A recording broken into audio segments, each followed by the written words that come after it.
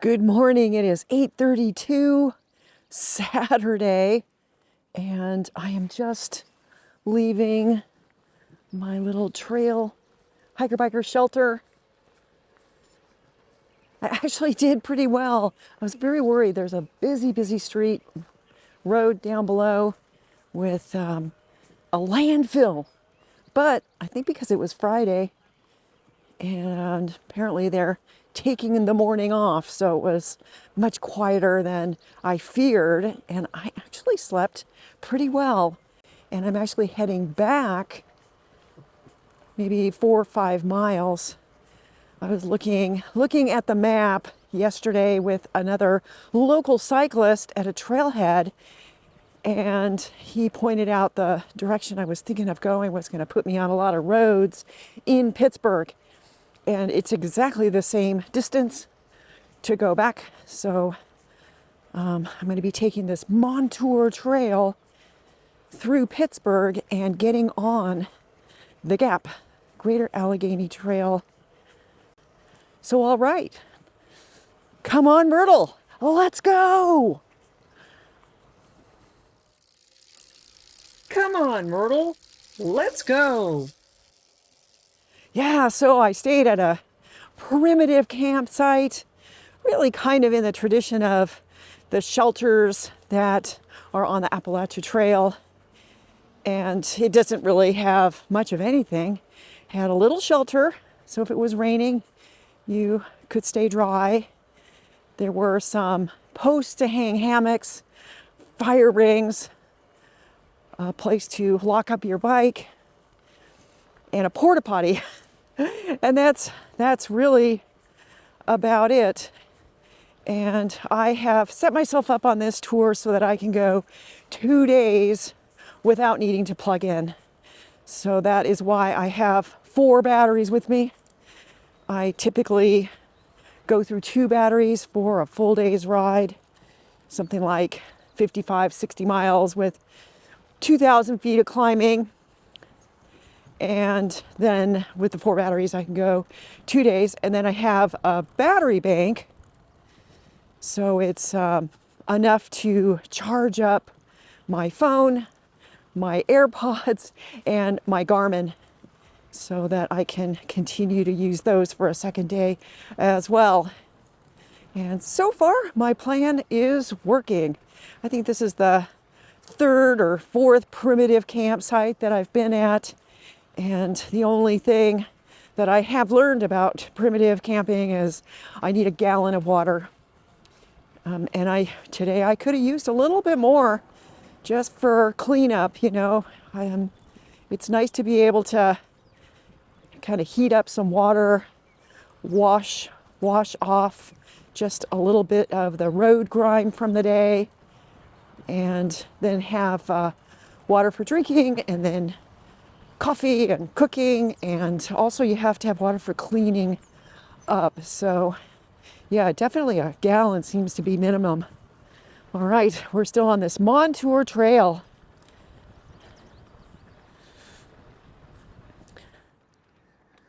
All right, so I am back on the Panhandle Trail. Beautiful paved trail. And I love these sweet little covered bridges. Morning! Morning.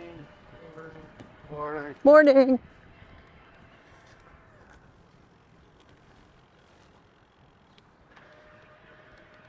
So this is Annie. Hi. Thank you, Annie, for your help. Oh my gosh, I got off the Montour. Google set me down. The Panhandle was not the way to go, and it was so hard to find my way back. And but I'm here now. I'm gonna make a turn and find my way. Oh my gosh, what a crazy morning I have had. So last night when I plotted my course, Google had me going on this trail. And in fact, Google had 2 options for how I could get on the Gap, and this was one of them. And this morning I put in the directions. I didn't check them. I just assumed it would put me on the same route, and it didn't. And I don't know why, I could not get Google to put me on this trail. So luckily, Annie helped me, escorted me, and I'm on it. Oh my gosh, I was just going back and forth, back and forth. And it just would not get me on this trail. So weird. So there's the trail that I was on. But now I'm on the Montour. Really nice long bridge here. The McDonald Trestle, I think, is what this is called.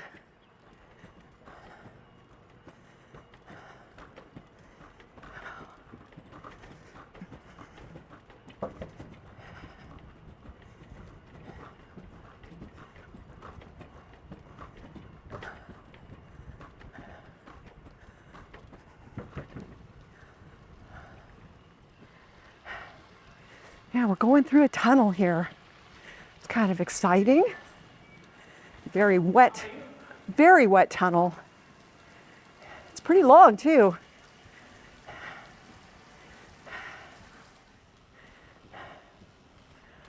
Yeah, it's much cooler in here. And out into the light. Oh, that was fun. All right, so I have stopped at a bike shop on the trail called the Tandem Connection. And boy, I tell you what, it's been a day of just bad information from lots of people on the trail, as well as from Google Maps. And what I thought was going to be a very straightforward 42-mile ride from where I camped last night to a B&B on the Gap Trail where I have a reservation, turns out that it's more like a 70-mile ride, and there's a tunnel under construction. It's closed, and there's a treacherous bypass to get from here out on the roads and then back on the trail. Luckily, the B&B is very understanding, and there's just no way I can do that many miles and make it today. So I found a campground at the end of the trail. It's about 15 miles, and I should be able to make it there. It's again going to be primitive camping. Oh my gosh, I can't believe I'm doing this 2 nights in a row. But this bike shop is letting me charge up my batteries for my e-assist as well as my phone and my battery bank. So I should be okay. They also gave me a lot of water, so I'll be good for the night. So with the bad comes good, and I'm sure I'm going to be just fine. So yeah, it's been a very interesting day, and now we're going to keep going. Wow, pretty interesting place here. Should be an entrance to the trail.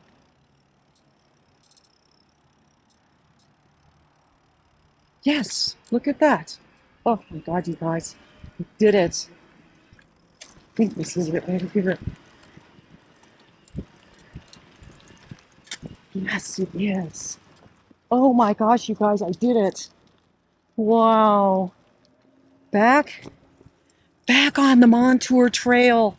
Safety from the big mean cars. Oh my gosh, what a feeling. That was pretty rough going there.